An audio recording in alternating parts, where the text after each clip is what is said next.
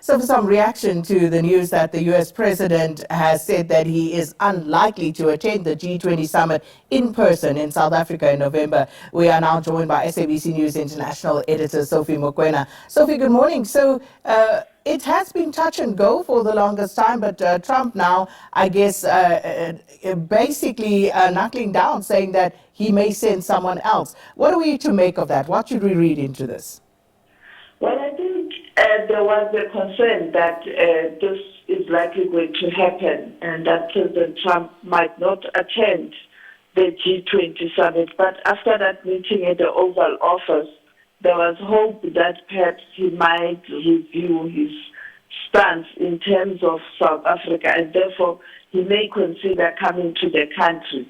But when you look at all the meetings that have been convened by South Africa as the host, and also the presidency of the G20 being led by South Africa, Americans haven't been participating in those meetings, including the recent one of the central bank governors, finance ministers, that was in KwaZulu-Natal, in Sikukuza recently. There was another important meeting. The Americans didn't send the senior delegation there. We know that Mokoena, the state minister responsible for foreign affairs, or the Secretary of State, has been traveling to other parts of the world, but missed the meeting in Sun City that was convened. And therefore you can see that America is not really interested in attending the G20. I did make an inquiry with the State Department last month, and the response was that America will only participate in the meetings where its interests are being taken into consideration. Now, you know that America has got a problem with the theme of the summit. But of course, then yesterday we had President Trump again using that misinformation or disinformation of targeting of particular individuals or particular groups in South Africa, linking it to what he used to say in terms of targeting of the white farmers.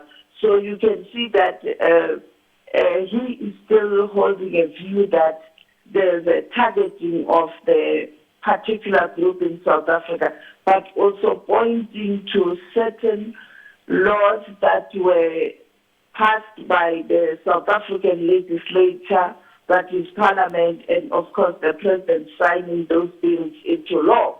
Those bills were aimed at transformation, continued transformation, and therefore for him, based on the information, that this information that's being communicated to the U.S., those policies are targeting a particular group, and therefore repeating that old story again, the false narrative, saying that he doesn't think he will come, but it's not clear who will be delegated to represent South Africa during the G20 here in South Africa.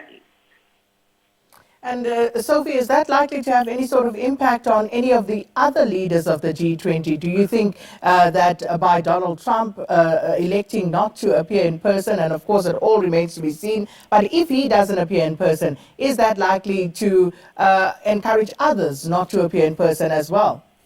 Not at all. We saw the European Union when they met the leadership of the European Union, not with South Africa in Cape Town a few months ago. The European Union group said that they will support South Africa even during this difficult time of a hostile posture by the U.S. president as it relates to trade and investment. We've seen other countries also experiencing challenges with the relationship with the U.S., including some EU member countries. You know that that included China on issues of tariffs. All countries are affected. And therefore, unfortunately, this time around, President Trump is doing this to South Africa at a time where he is also imposing sanctions on countries that are very close to the United States of America.